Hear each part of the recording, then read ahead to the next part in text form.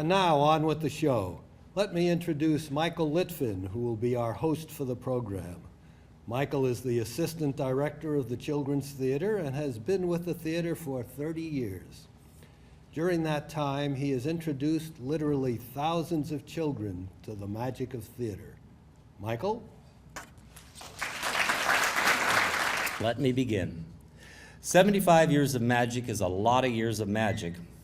Magic at the Children's Theater has come from many sources, but touches everyone on both sides of the footlights. I'm going to tell you just a little bit about the magic of those 75 years, and if I were only to take a minute per year, we would have a mini-series for Brian to put on cable access. So, if I don't give your special memory the importance it deserves, or tell your magic, the magic of the favorite part of how the theater has affected you in the community, or something personal to you about the Children's Theater, I beg your forgiveness now. And that probably wasn't as graceful as Shakespeare did it. The first magic was Hazel Glaister Robertson.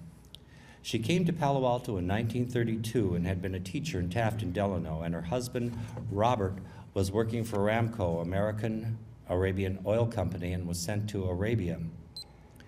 It was the height of the Great Depression. Hazel had received her undergraduate work at the College of Pacific, where she met football star Rob Robertson, whom she later married. Her master's degree was from UCLA in drama. She had taught English and counseled young people in her teaching positions. In coming to Palo Alto, she was in a sense coming home. Her sister Helen was living here. Whether she tried to continue her teaching career or not, I've never been able to discover. But it was, however, a standard practice during the Depression to give the jobs to the men of the community, particularly those who had families, and then to maiden ladies who had no other means of income, and all of this, of course, before married women. But none of this deterred the magic of the dreams of this young woman. In her own writings, she told how she gathered 7 children around her in the old community or hospitality house and put on a play. Bryna Rifkin, in her NYU doctoral dissertation on children's theater in the 1990s, and according to the 1950s film entitled An Experiment in Recreation, which was under Mrs. Robertson's supervision, related that she did at least 4 productions the first year. This short film clip is from The Experiment in Recreation. It's magic. We will be showing this later in the media center here at the Children's Theater with the sound. As you can see, the whole gathering of the group, and if you look carefully there, it is MacArthur Park. You'll all recognize that fireplace.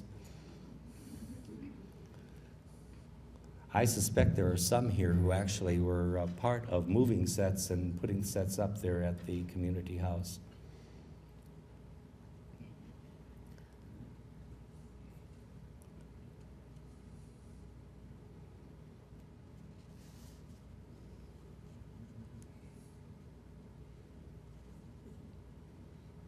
And how many people have sat now in front of that fireplace and enjoyed a fine meal.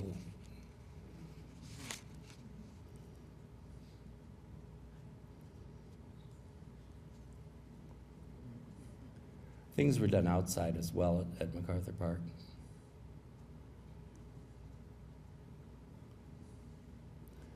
Costumes were made at home.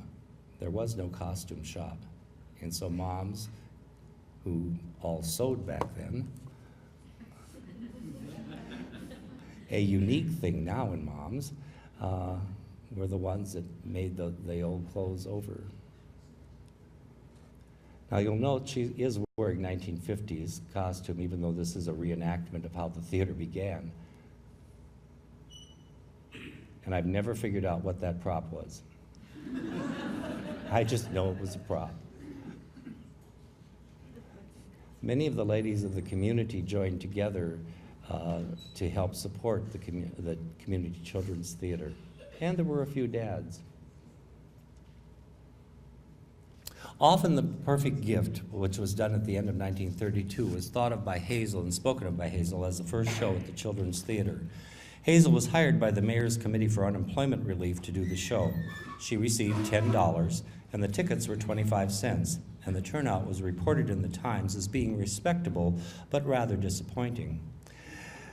There is an article in December of the Times which announced that Hazel was hired to work under the Recreation Commission to head up the Children's Dramatics Division.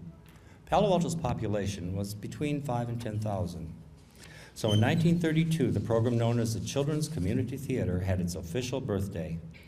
But dreams need a little magic to come to fruition, and Hazel had dreams of teaching the values and lessons so easily taught in drama. She had the personality, experience, and drive which were woven together to give her a magic wand, a wand which she waved with gentle panache, and the magic of the old community house, now MacArthur Park Restaurant.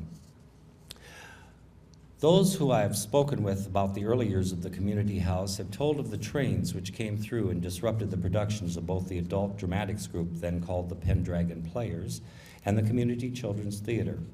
Productions were performed on both inside and outside the community house. Since space was well used and time precious, it was often the practice to set up the sets as the rehearsals proceeded, as we just saw in the film. It is not to be denied that the community house was a center of activity for the community. Classes, meetings, dances, card parties, recitals, and the joy of just community making its way through the darkest times in the U.S. history was what the community house brought to Palo Alto. In the hustle and bustle, it did have one drawback. Everyone had to cross the tracks to get there. And with many more trains running than now, it can be seen that parents had an honest concern. A benevolent Aunt Lucy had a magic wand which wound together her wealth, care, and love of Palo Alto, particularly its children. And with a bibbidi-bobbidi-boo, she sent a spray of magic from her wand over the community. She offered the community a new center on the edge of town and on the right side of the tracks. While researching Aunt Lucy's life a few years back, I discovered that many claimed to know exactly why dear Aunt Lucy waved her wand to create the magic of the community center. Some folks I interviewed claimed to be the ones who motivated her.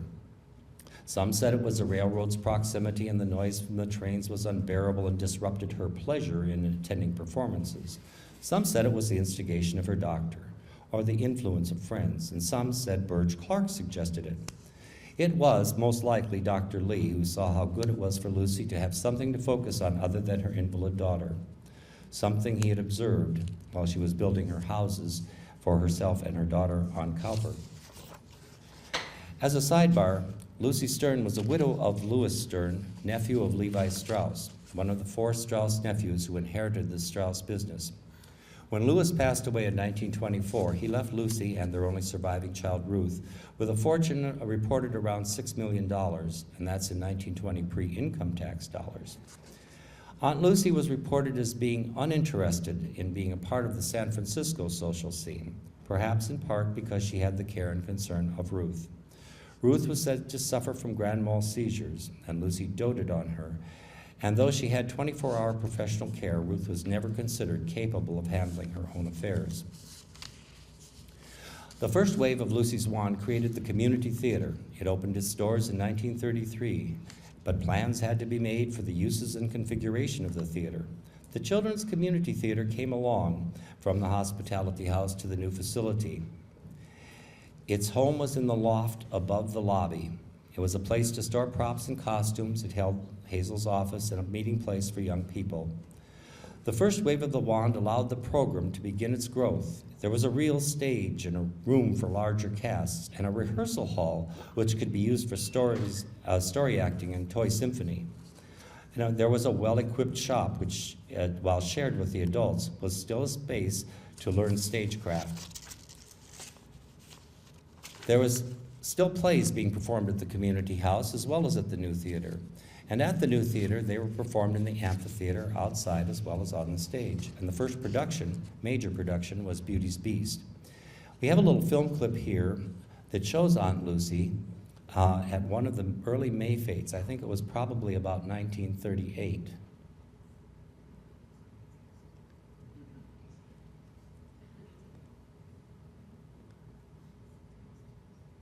None of them are Aunt Lucy. But she will show up here shortly, I believe.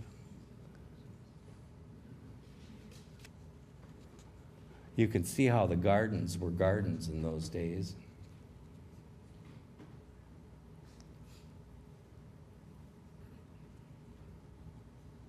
Ah, there she is sitting at the table having tea. The lady in the middle with the black hat. If anyone could identify whoever that is in the on the left in this picture, we sure would like to know. There's dear Aunt Lucy in the most remarkable of hats. Burge Clark told in his one of his biographies about the fact that Aunt Lucy really didn't like to wear hats and often took them off.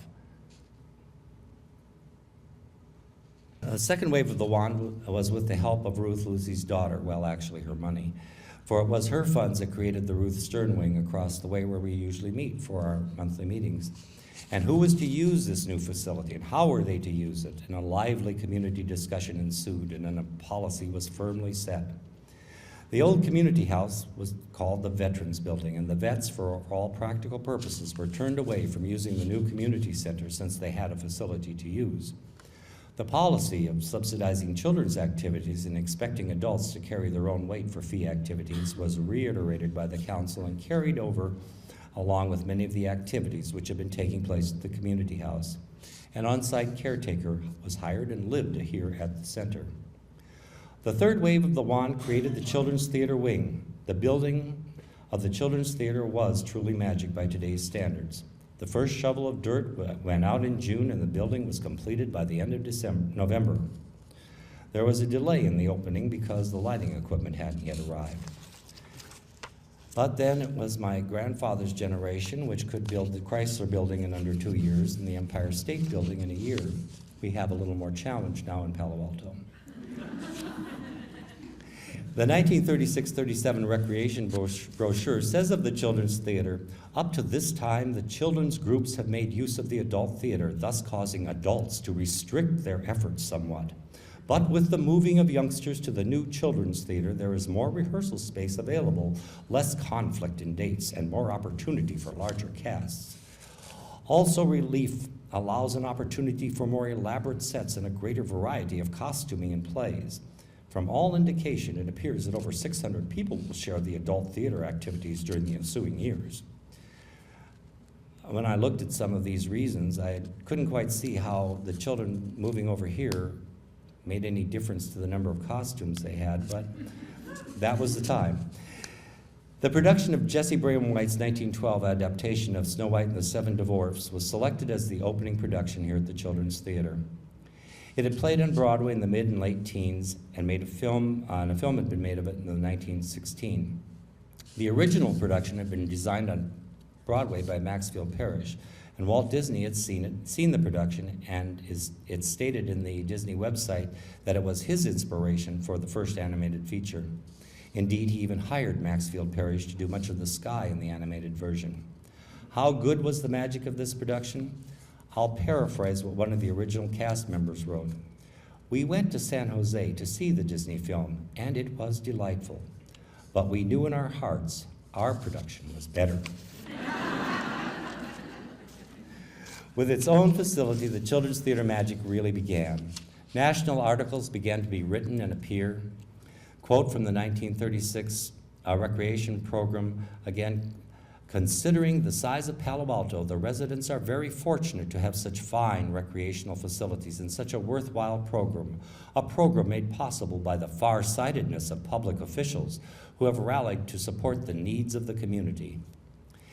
Hazel and those she gathered around her as her staff, Bob Metcalf, Eleanor Shanley, Roy Morgan, the McLaughlin girls, Peg Bema and Betty Brickta, Maud Wilson and Anita Fowler, and countless other adults and young adult volunteers stirred the potion pot, and the magic just bubbled over. Then as now, there were approximately 24 shows done each year. Hazel wrote in one National Recreation magazine article, while she directed the main shows, the junior staff and others directed the workshop productions. But the theater productions were only a part of the magic. Hazel could see the world from the child's perspective, and radio was the iPod of that day. Perhaps few in this room Can't remember the radio dramas and comedies. The local stations were not unlike cable access stations of today. They were hungry for material and shows. Movies or short films were the means of finding out about the world. One experienced the educational films in schools, and who could forget them? That new medium of television. They were all part of the magic of the 1940s. Let me delve for a moment into the print media. Perhaps one of the most notable outings of Palo Alto as a great place to live came in several articles in the National Recreation magazines. Several of these articles extolled the virtues of drama as an important part of leisure activities, which should be fostered in all of the nation's communities. Hazel wrote how-to articles, and others wrote how Palo Alto does it articles. Phoenix, Arizona was mentioned as one city which was looking carefully at Palo Alto's dramatics program and how they might replicate it. It is interesting that the University at Phoenix, University of Arizona at Phoenix, is where the National Archives of Children's Theater is now housed in special collections. The National Children's Theater scene was reflective of what Palo Alto was doing. The Nashville Children's Theater, which has long since transferred to adults for children rather than children actors, has started out about the same time, was indeed influenced by the Children's Theater. In one 1940s article, the Palo Alto Children's Theater was extolled as being on the level with Northwestern University and the Goodman School of Drama, the two top children's theater schools in the nation. Hazel liberally spared the magic of Palo Alto. She taught at Stanford in the education department in addition to her duties at the Children's Theater, and often used the theater as a classroom site for students to observe young people at play and their developmental relationships. Hazel was elected the first president of the Children's Theater Association, a national organization which survives to this day. Gloria Chandler, who was a major player in the National Junior League movement, which supplied scripts and encouragement throughout the nation to many, many children's theaters, came and directed Maeterlinck's The Bluebird here at PACT. Conferences were held in conjunction with Stanford. Hazel and her assistant Roy Morgan spoke at one of the Seattle conferences, which was broadcast nationwide. There were conferences in LA and elsewhere in the nation where Hazel was asked to speak and the staff asked to head up panels in children's theater. To continue for just a minute more about the printed word in children's theater, Hazel published at least 3 articles in the New York Times in the mid-1940s. She had 1 script published. And Collier's, Parent, and Good Housekeeping magazines ran articles about the children's theater. The Collier's article is on display in the lobby. There's a black and white picture there which shows the Collier's photographers with a cast of Alice in Wonderland. If one looks closely, between the 2 men is a little boy dressed as a dormouse. That little boy grew up to be an architect, the architect who gave us the Magic Castle and for whom the Dormouse Theater was named, John Northway. Little Johnny Northway, as the programs list him, also appeared in The Bluebird and other shows. But finally it was made clear to his mother he wasn't learning his multiplication tables and he wasn't allowed to participate again until he learned them. Now, John never said how soon he learned those times tables, or if he was allowed to come back and participate at the theater. But we know he eventually must have learned them because he did come back and play here and created the design for the Magic Castle. Like so many of Hazel's kids, her magic and the magic of the place couldn't keep him away. The magic of Hazel was an inspiration which resulted in designing a place for generations. Children's theater articles appeared also in the Chronicle, Examiner, and Bay Area papers, and of course our own Palo Alto Times, which has become a major historical source in researching children's theater. It has a wealth of information of times and dates and descriptions of shows and events at the children's theater, and everybody's name.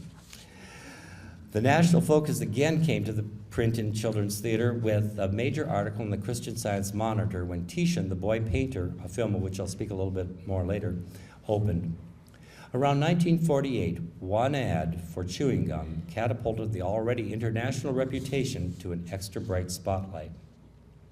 The Wrigley Corporation found out about the children's theater and did a full-page ad which circulated worldwide. Over 500 letters from around the world asking how Palo Alto made this theater work poured into the theater, and it was reported that letters were still coming in the next year. The week of August 6, 1946, the Children's Theater was slated to make really big time in print. It was slated to have the cover of Life magazine.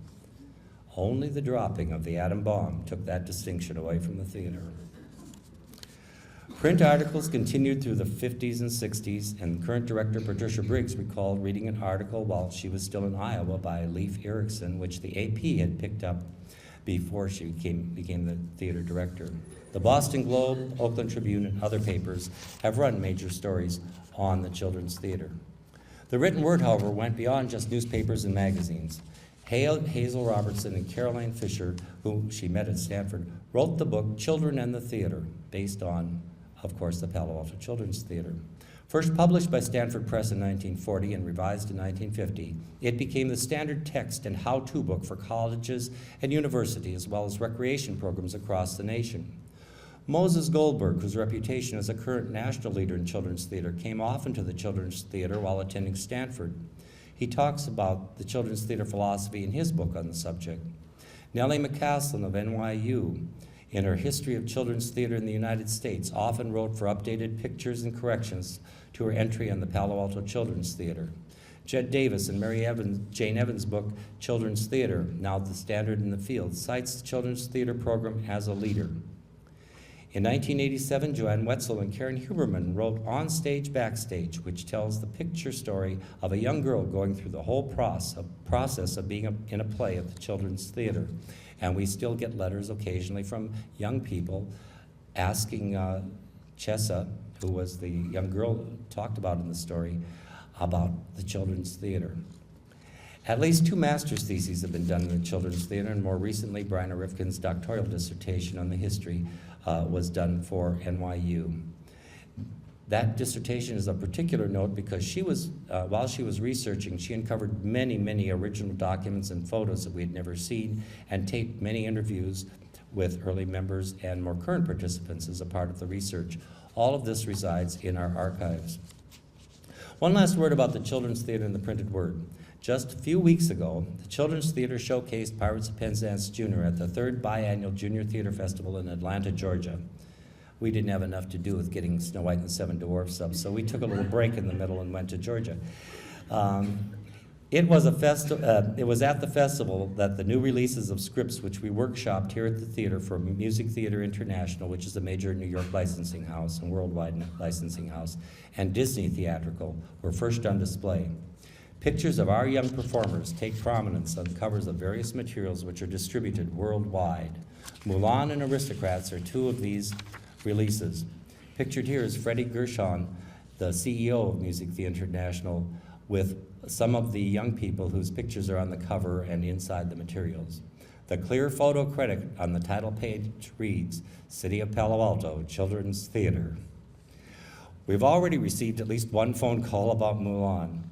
It's possible that other workshop production photos may appear in the very near future. I mentioned earlier that I'd speak a bit about the film Titian Boy Painter and some of the visual work which perpetuated the theater's reputation and bubbled magic out of the fertile imagination of Hazel and her staff to be shared by all. The film was seen in the 1940s, as an innovative teaching tool. Who can't remember? Oh, there's Titian. Again, we cut the sound out on this one, but just to give you an idea, this was filmed in and around Palo Alto, as well as a lot of it here at the Children's Theater. It's quite a remarkable film for the 1940s.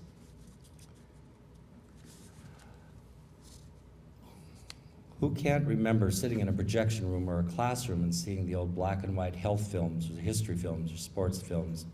Hazel saw this as an innovative way to teach beyond theater, but at the theater. She planned a series of 3 short films all about young people who changed the world. The first was this, Titian, a Boy Painter. That film spread the magic of PACT around the community. She involved the schools and the whole community. Young people in the crowd scenes were dismissed from schools, and the schools related lesson plans to the Renaissance, where they learned about manners and mores, costumes and surroundings, and what goes into making a motion picture. Titian was the only film of the 3 that she planned that were executed. This is Kathleen Norris and Hal Burdick Sr. At the opening night of Titian. Primary research indicates that the cost of making films was prohibitive.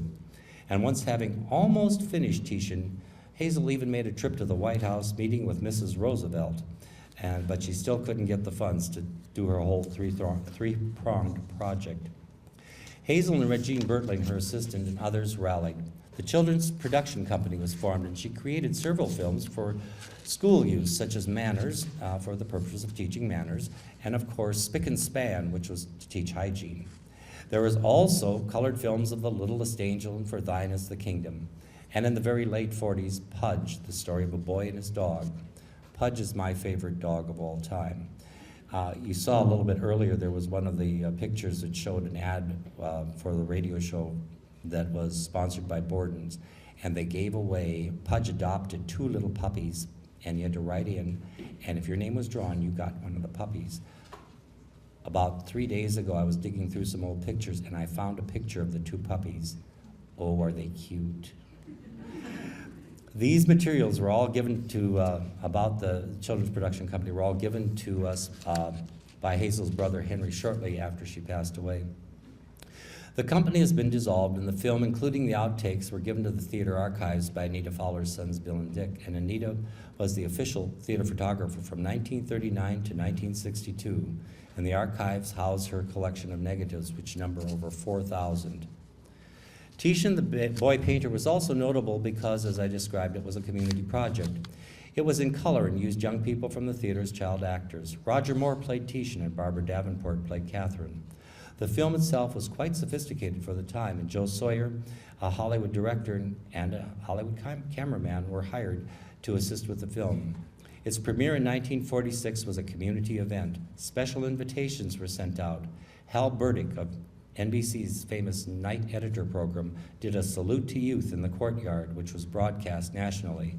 But the film's real claim to fame, I think, was when it was chosen by the Office of War Information to be sent to post-war Europe to be shown in Italy, but also all other European countries, as an example of democracy in action. In the 1950s, Hazel resigned from her position as director of the theater. Before she resigned, she persuaded Walter Haas, who was the executor of Lucy Stearns' estate, to give $25,000 to the theater to do a film about the beginnings of the children's theater, entitled An Experiment in Recreation, which we saw a little bit of earlier. It shows the beginnings at the community house and the move to the community theater, and of course, the children's theater wing, and how it has become a vital part of the community and provided services since that time. This film will be shown in the media area for anyone who wants to catch a glimpse of Palo Alto in the 50s and see a dramatization of the development. From 1953 to 1959, the children's theater director was Regine Bertling. Reggie, as she was known, was Hazel's assistant. She had been a graduate of Northwestern University and a part-time teacher at Castellea. Reggie had been the scriptwriter for many of the films and radio shows.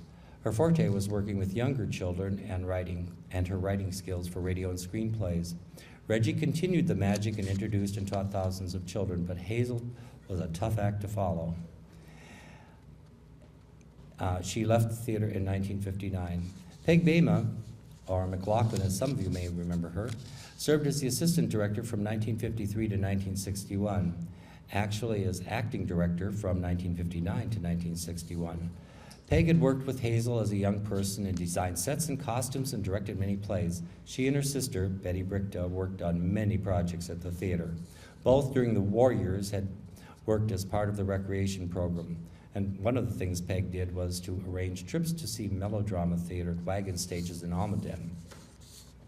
In June of 1961, a new director of the theater was announced, one who continues to work the special magic of the children's theater, Patricia Briggs.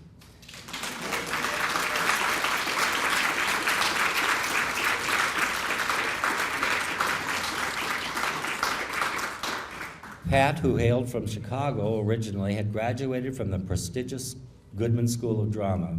She held not only the academic credentials of a BFA in directing, but the professional credentials of an Actors Equity card as a professional stage manager, and had been director of Children's Theater in Des Moines, Iowa, and production stage manager for Cobblestone Players in Clear Lake, a popular Iowa resort area. She had also been serving as a member of the Iowa Governor's Conference on Youth. Pat continued working in professional organizations when she came here to California. She served as the regional vice president of the California Theater Council, regional governor of the Children's Theater Conference, treasurer of the California Educational Theater Association, a grants panelist for the California Arts Council, and on boards of directors for various arts, education, and theater organizations. As the director of the Children's Theater, she's led the theater through many of the organizational changes which have taken place in city government. In the late 1960s, the city created the Department of Social Services and restructured the Recreation Department into divisions. With the building of the new City Hall, the community demanded the old one become a center for the arts, and a discussion which lasted almost as long, if not longer, than the one about the Ruth Stern Wing took place. Hard to believe that we would discuss anything for 4 years. The Division of Arts and Sciences was created, and the Children's Theater moved from the Recreation Division to the new Division of Arts and Sciences. The upheaval in the new structuring of the programs caused a great concern in the community, especially when it was suggested that the Children's Theater become a theater of adults performing for children. Pat was a city liaison who worked with the community and its arts leaders to realize their concern that the theater stay true to its original values and organization. Jumping back a little bit to 1961, only 4 months in the job, the theater had a fire. It was caused by the Boy Scouts furnace, which burned through the floor into the costume shop, causing extensive damage to the entire building. The planned 25th anniversary of the building had to be postponed until June. The show that was in rehearsal, The Wonderful Tang, was moved across the way and performed in the social hall. And Heidi, which Pat was directing, and we have a few goats there, was given on the community theater stage, and the Children's Theater offices were also moved to the community theater. The 25th anniversary of the Children's Theater facility was celebrated in June, and Hazel was in attendance. And there are pictures in the lobby there of Pat and Hazel at that anniversary. Then there's also the magic of the Friends. Jumping back again to the late 1960s, just a word about the Friends of Children's Theater. This group was first in existence as part of the beginnings of the theater here at the center and fulfilling a role similar to what it fills today. In the 1950s, when the city government changed to a city manager form of government, one of the first actions of that city manager was to do away with the Friends groups. As a part of the aforementioned challenge to the philosophy of the Children's Theater, the current Friends group was organized and recognized by the City Council with a resolution to be the spokesgroup for the community in matters pertaining to the Children's Theater. Jane and Ken Freiberg were instrumental community leaders in this accomplishment. And Ken is here today. If you were active here in the 1960s, you may have taken part not only on stage here at Children's Theater, but one of the playgrounds at the schools during the summer. Pat instituted the beginnings of outreach shows at those playgrounds. Shows were rehearsed there and then brought to the theater for a performance, much as we do now with the middle school outreach shows. One of the missions given to Pat was that she was hired to bring the quality of productions to a new and better level. She and the staffs she gathered to work with her were able to bring new technology and standards of performance and technical theater forward. The community saw original and adaptations of favorites like Peter Pan and Wizard of Oz, plays with music by Joan Lomax. The theater saw for the first time major Broadway shows such as Oliver, Baker Street, and You're a Good Man, Charlie Brown. Pat brought the theater to the new city council chambers with Reader's Theater productions of Connecticut Yankee in King Arthur's Court and other shows. These productions did raise an eyebrow or two from passing police officers as they saw the cast walking on the council dais. By 1967, the update of the lighting system had taken place. Where once lights were run from backstage, a light booth was put into the lobby, and the lobby reconfigured. The counter was taken out, the ceiling opened up. A whole new look was pretty much what you see today. The bathrooms were changed, and the ticket office went to where the men's room now is, into the front office. The ladies' restroom became part of the old prop room, and it's big enough you can play baseball in it. The front office became the ticket booth. Earlier, Pat's office had been the costume shop, which changed in the early 1940s to the basement where it is now. I believe the move was made about the time the Junior Museum moved into its new building. About every 15 years, the Children's Theater upgrades its lighting system, and Pat has overseen 3 of those major upgrades. She's seen the renovation of the costume shop at least 3 times with the floods of the 80s and the 90s. And of course, each of those floods, through each of those floods, it's been Pat's leadership within the system that's kept the program from missing a beat or a show. In the 1970s, the Children's Theater were busy years with productions and classes and workshops, concerts, outreach programs, conferences, festivals. And assistant Barbara Dunbar resigned to start her own children's theater in Texas. And in 1976, I arrived on the scene to take her place.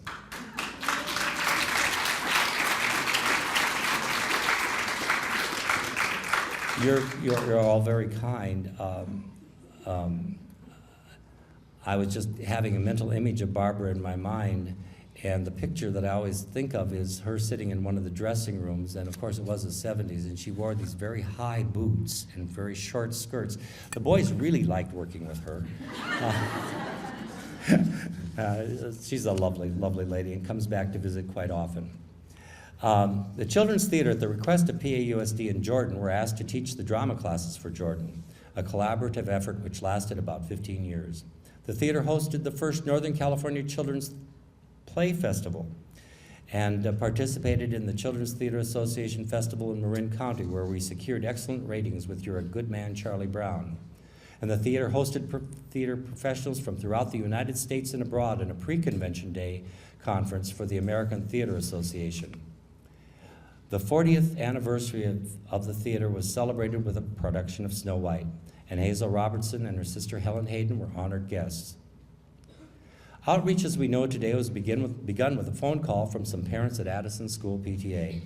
The program has proved so successful that all the requests for it could not be met, a fact that remains today.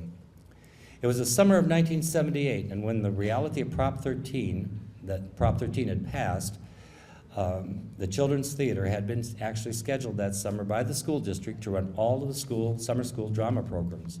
Everything was canceled. But the program from the drawing boards at the Children's Theater was brought up, and it was the Summer Conservatory program. The intensive 6-week program studying theater started out with about 20 participants, and it grew within 2 years to the maximum of 100 participants. Another outreach program, which was started in the 1970s and continued in the 80s, was a program called Theater Day. Elementary students are invited to come and spend a day at the theater. Professional actors worked on themes with young people, and sometimes the themes were from a scripted play, and sometimes they took the form of improvised play, but everybody took part. As the conservatory program grew into its 4th year in the early 80s, the young people who were in high school or graduating from high school came to the staff and complained that the Children's Theater program stopped for them. They wanted to do theater in the summer. TheaterWorks, which had grown in the 1970s from using young performers, was itself growing up. They began to cast more age-specific. And the Palo Alto Players were not doing any shows in the summer, and the young people who wanted to perform or be a part of theater had nowhere to participate. The Children's Theater staff decided to see if the final piece of the conservatory plan would work. It added Wing Spread. The pilot year included Romeo and Juliet, Carnival, Pajama Game, Godspell, and Carousel. This is a picture of Carnival. And at that time, we were undergoing a rigging. Our rigging was being redone here at the theater, so the theater we couldn't use the stage. And the Circle Garden out in the Secret Garden had been let go pretty much by everybody because it was a means of saving money with Prop 13. So we put a stage up, and we put bleachers up, and every night that tent went up over the Carnival production at the opening, and we did 3 or 4 shows on that stage. Now, over 100 productions later, the Wing Spread program, which accepts high school and college students, has in its list of credits as being one of the first amateur theaters to do The Mystery of Edwin Drood, The Complete Works of Shakespeare, Mystery of Irma Vep, and Ruthless. We were the first amateur production of Barnum, and Les Miserables Jr., the workshop edition, Beauty and the Beast from Disney, Urinetown, Annie Warbucks, and Roland on the TOBA. 1987 was the 50th anniversary of the Children's Theater facility and the 55th, of course, of the program. The two major events began. First, there was a major celebration at the theater with a production of Snow White and a reunion at Community House, MacArthur Park, which marked the kickoff of the Golden Anniversary Building Fund, and it began the first public-private partnership in Palo Alto. Dr. Roy Ginsburg was a community leader and member of the Friends who came to the staff during the intermission of one wing spread show on a hot summer evening and said, "We need air conditioning, and I'm willing to go out and raise the funds. Is there anything else you need?" Without skipping a beat. The answer was, more room for the kids. And thus began a 10-year odyssey. There were garage sales, bake sales, special productions, silver tea at Mrs. Louise Davies' estate. Foundations were approached, individuals asked to give, and slowly but surely the funds were raised. At last there was enough money to begin the project. And the project began with the Wang Library Studio. The donations were sent in and given at the door, and young people did fundraising parties, as did the adults. After one show, a couple of young people who only visited Grandma and Grandpa in the summer came up and gave me a bag full of pennies. Participants came with donations from their piggy banks. The staff had no doubt that if Aunt Lucy were alive, she would have been beaming. One of her personal questions was always, do people like and appreciate me for who I am or for the money I give? Once the library studio had been built, the castle funds had to be raised, and after almost 10 years of fundraising, things were looking a little bleak. Then another bit of magic happened that changed the entire looks to smiles and re-energized the fundraising. Joe Simidian, who was on the city council, asked his colleagues to help, and the city gave $100,000. They in turn received a $1 million project. But it was still short. Any more delay would raise the costs almost astronomically. It was then the magic of more friends came to play. The Grove Family Foundation appeared, and they said they would loan the Friends the last $75,000 needed, and the building began. Those of us on the staff have often thought that a large sticker should be on the outside of one of the towers that read, "Intel Inside." When the Friends wrote their first check to begin paying back the generosity of the foundation, they received a letter back saying the debt was forgiven. And it was really a joyful and thankful day here. The building of the Magic Castle was a bureaucratic challenge, unlike any the city had seen. The Friends leased the land and supervised the building of the project. They worked closely with the Children's Theater staff, Public Works staff, the manager and assistant manager's offices, the fire department, planning, historical resources, and the architectural review board, and almost every office in City Hall to make it work. But it did. And in 1998, the castle opened and has become the well-loved and special part of the Children's Theater. On the outside, the Roy Ginsburg outdoor stage, the hot dog supper time shows take place, as well as some of the classic wing spread shows. It's been the backdrop for class performances, picnics, and just hanging out. Inside the Dormouse Theater, young people have had the opportunity to learn acting in the round and rehearse while other shows are performing on the stage, build sets and props. It is where the high school company does their Play in a Day project and their second Saturday interactive shows for the preschool set. The 1990s were a whirlwind of activities, and the theater was honored with the Tall Tree Award. Two more of the 5-year anniversary productions of Snow White, and a whole host of new faces and celebrations. There was an update of the lighting system, and the Friends project to have the seats you're sitting in refurbished, thanks to a grant from HP. There were spring trips to Southern California to see shows, and one which even toured along the way. The 1990s was when there were blackouts and brownouts. I think some people can remember those. Well, one night, the wing spread production of Crazy for You was sold out, and there was a blackout. The theater phones were all dead. Cell phones weren't yet an option. We didn't know if the audiences would come or if the actors would be here. Well, the actors showed up, and there's still no electricity, and the old hot dog stage was still up outside because they just finished their final performances. And so after a quick cast meeting, it was decided the show would go on, at least until the sun went down. And if any audience showed up, we'd just set up some chairs and they could join. The Music was a bit more of a challenge. We didn't have any electricity to run the keyboard, but fortunately it could be battery operated. The electric bass was not in such a situation, and they went through about 5 strings on that, trying to play that during the thing. And of course, the drums didn't need electricity. The sets were elaborate inside, but they wouldn't fit in that little stage outside, and so the designer came over and drew some cartoony representations of all the sets. And we found all the flashlights in the building and everywhere else we could, and went out and bought batteries for everything and opened the garden gates, and the show went on to a full house and a few neighbors who happened to be out wandering around in the neighborhood. At the end of the first act, the sun was almost gone, so we asked the audience if they wanted to see the second act, and it was unanimous. So we gave everybody in the front row a flashlight, took our little intermission, and did the second act.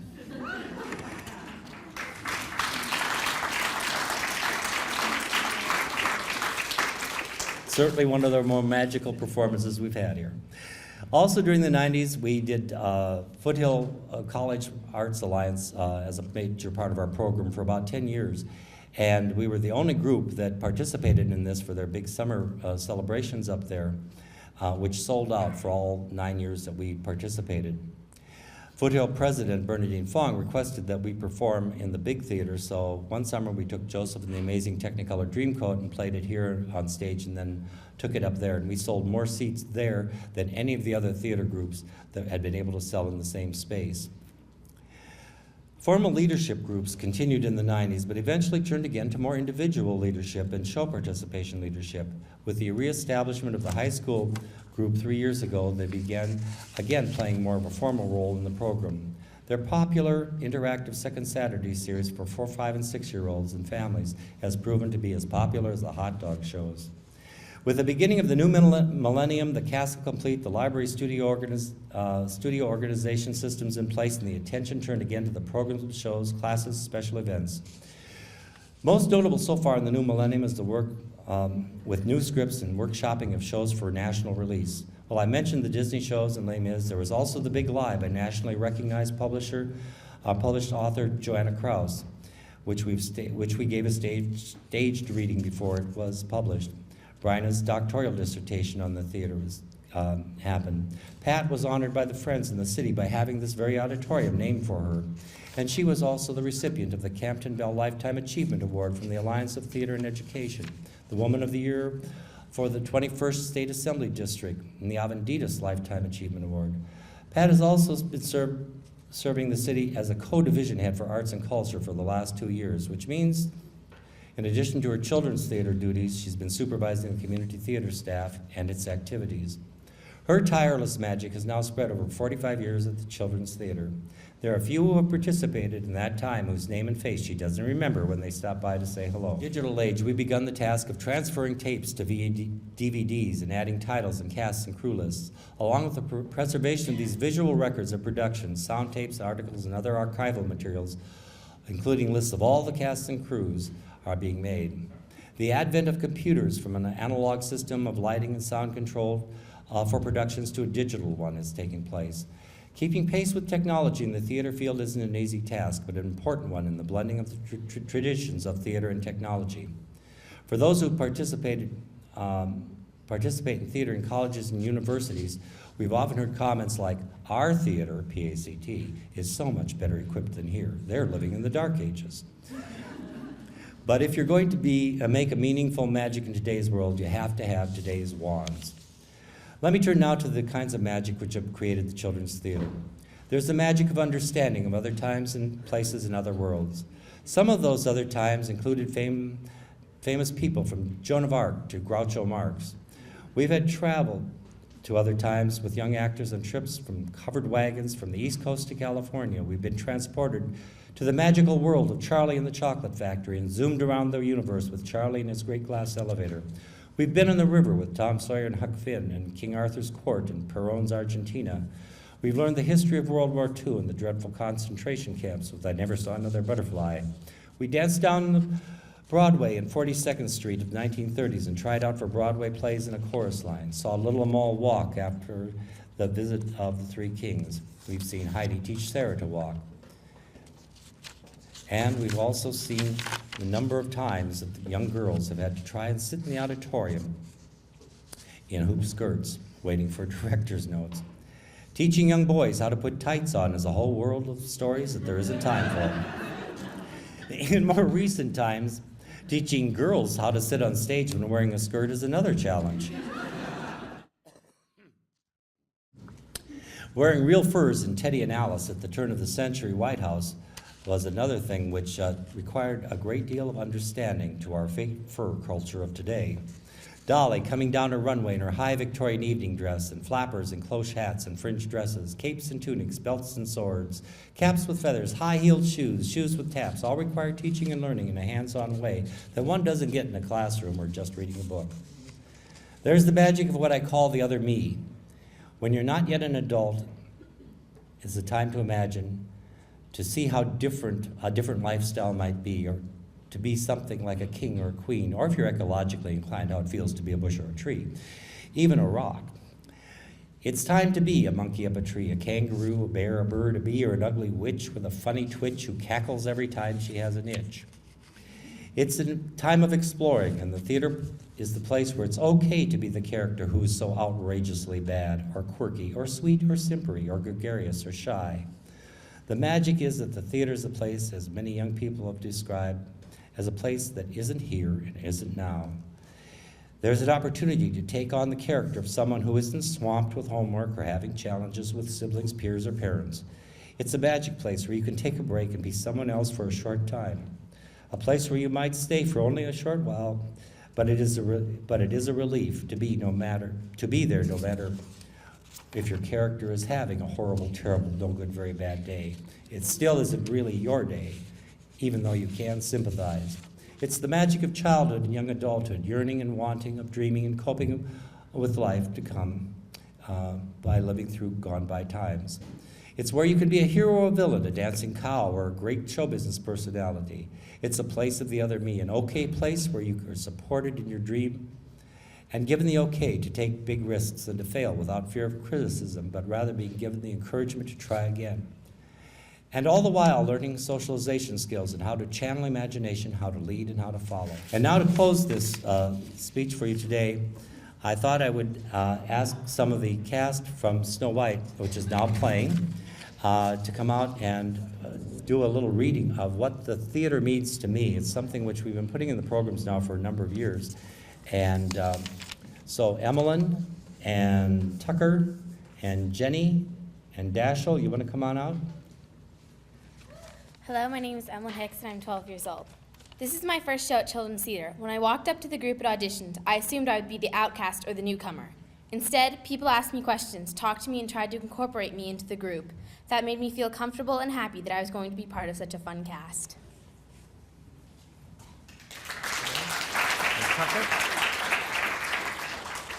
My name is Tucker King, and I'm 13 years old.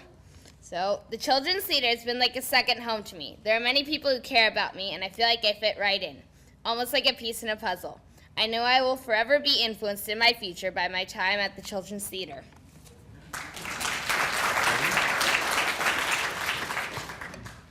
I'm Jenny Daly, and I'm 11 years old. To me, Children's Theater is a place where I can socialize, dance, make bad jokes, meet new people, and sing. It's a place where I can go to occupy my time and sometimes have intellectual conversations. To me, Children's Theater means home.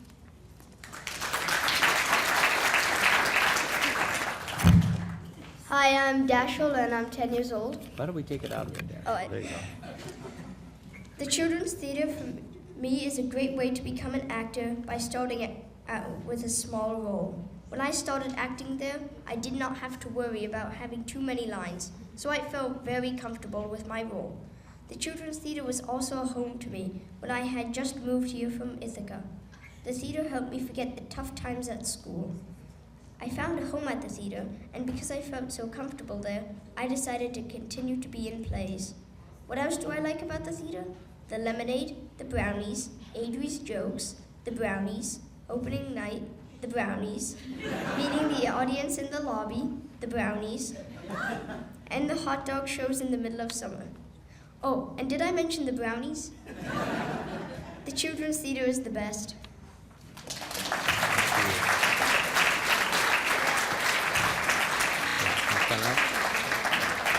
And now, sort of to wind everything up, the kids are going to come out here and they're going to sing the theme song, and then we'd hope that you'd all join us back in the Magic Castle for the reception. Playing the piano is Jeremy Ehrman, who also grew up here at the Children's Theater. Ready?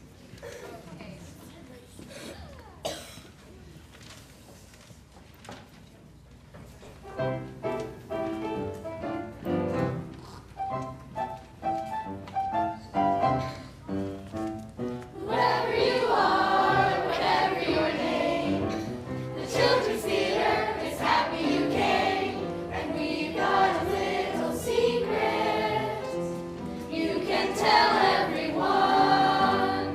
The Children's Theater is lots of fun. When you're feeling golden in the way, there's nothing better for you than a play. For cheers be so, seeing kids I know performing up a storm in every show. So whoever you are, whatever your name, the Children's Theater is happy you came, and we've got a little secret you can tell everyone. The Children's Theater is lots of fun. I could be a monkey up a tree, a kangaroo, a bear, a bird, a bee, or an ugly witch with a funny twitch who cackles every time she has an itch. Oh, whoever you are, whatever your name, the Children's Theater is happy you came, and we've got a little secret you can tell everyone. The Children's Theater is lots of fun. Ba-da-da-da-da-da-da-da.